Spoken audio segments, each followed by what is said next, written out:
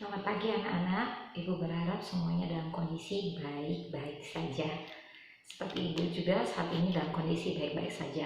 Nah, pagi ini seperti yang Ibu janjikan, pelajaran kita pada saat ini adalah tentang syair.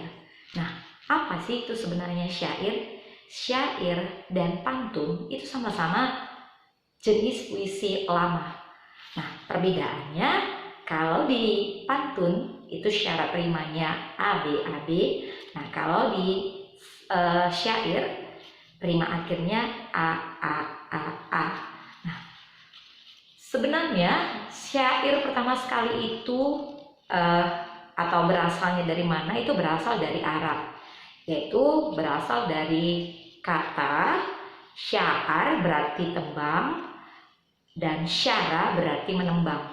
Nah, ini kalau dalam KBBI, syair itu artinya puisi lama yang tiap-tiap barisnya terdiri atas 4 larik atau baris yang berakhiran dengan bunyi yang sama. Nah, ciri-ciri syairnya, nak, perhatikan apa yang Ibu katakan ciri-ciri syairnya.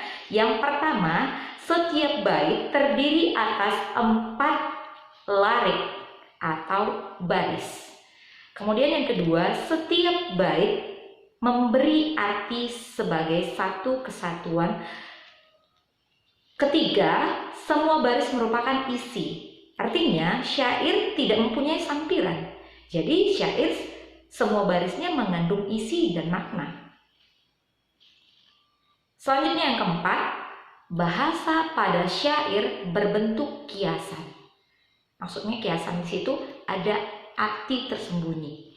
Selanjutnya yang kelima, sajak akhir pada tiap baris selalu sama. Tidak boleh beda, harus selalu sama, yaitu bersajak A, A, A, A. Atau rimanya A, A, A, A. Selanjutnya, jumlah suku kata pada tiap baris hampir sama dengan pantun. Kata hampir sama dengan pantun. 8 sampai 12. Maksud kata hampir sama ini, nah, maksudnya jadi bisa saja dia sampai 14 suku kata. Itu maksud hampir sama. Bukan paku mati ya, nak, 8 sampai 12 suku kata. Itu kata hampir sama itu bisa saja. Kalau misalnya nanti ketika kamu misalnya menciptakan syair, kamu buat misalnya lebih dari 12 suku kata, bisa asal dia sampai 14 suku kata. Itu maksud kata hampir sama itu, enak ya. Selanjutnya yang ketujuh, isi syair berupa cerita, nasihat, petua, dan lain sebagainya. Selanjutnya, penjelasan Ibu tentang ciri-ciri syair. Biasanya larik keempat, ini ciri yang ke-8 ya, nak ya. Larik keempat pada syair merupakan hasil yang diperoleh jika melakukan perintah larik 1, larik 2, larik 3. Jadi maksudnya larik keempat itu hasil dari melakukan perintah dari larik 1, 2, dan 3. Itu ya, nak ya. Selanjutnya, sebenarnya syair itu hampir sama dengan membuat puisi. Hampir sama dengan membuat puisi zaman sekarang. Jangan bingung-bingung, sebenarnya syair itu mirip dengan puisi zaman sekarang. Perbedaannya, kalau di syair masih ada syarat-syarat yang harus dipatuhi. Nah, kalau di puisi tidak harus memenuhi syarat-syarat yang harus dipenuhi. Contohnya rima akhirnya. Kalau dalam puisi baru zaman sekarang ini tidak harus setiap barisnya itu dalam satu baitnya itu memiliki rima akhir yang sama. Nah, kalau dalam syair rimanya harus sama, yaitu A, A, A, A. Nah, seperti itu yang bisa Ibu jelaskan tentang syair. Nah, yang Ibu harapkan pada saat ini untuk lebih detailnya tentang syair, untuk ciri-ciri penulisannya sekarang Ibu akan jelaskan.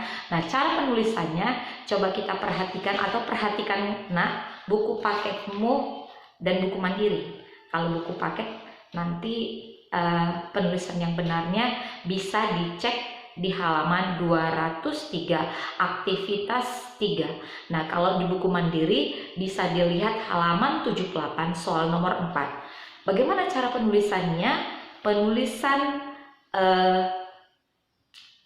dalam syair, ketika membuat syair itu nanti biar tahu nanti cara-cara penulisannya. Nah, pada baris pertama huruf awalnya harus huruf kapital. Di akhir baris pertama dibubuhkan tanda koma. Kemudian pada baris kedua huruf awalnya tetap huruf kecil, kecuali nama tempat atau nama diri, ya, nama orang maksudnya Ibu ya. Nah, ini pada baris kedua huruf awalnya huruf kecil, kemudian akhir baris dibubuhkan tanda koma.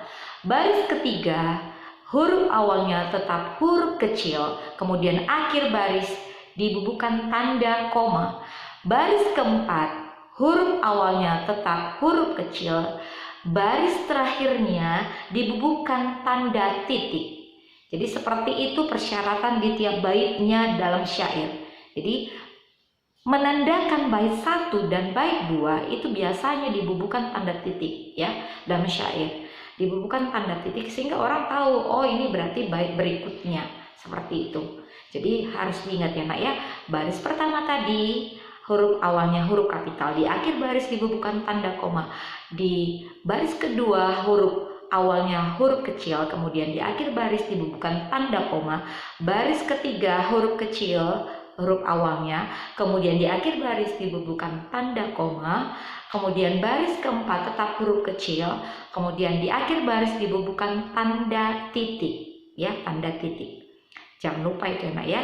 Coba lihat buku Mandiri kalian halaman 66.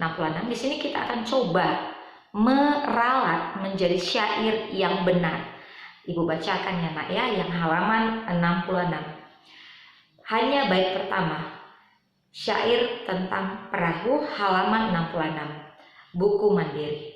Inilah gerangan suatu madah. Di baris terakhirnya itu dibubuhkan tanda koma, kemudian mengarangnya itu M-nya huruf kecil.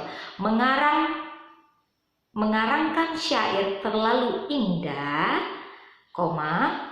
Kemudian di baris ketiganya membetuli jalan tempat berpindah, membetulinya M-nya kecil, kemudian berpindah, setelah kata berpindah dibubuhkan tanda koma. Di sanalahnya itu D-nya huruf kecil, di sanalah itikat diperbetuli sudah, titik, seperti itu. Nah, Ibu meminta kamu meralat bait selanjutnya, itu pekerjaanmu saat ini. Ibu harapkan itu dikerjakan dengan baik, kemudian diposting di WA Ibu ya secara japri. Terima kasih.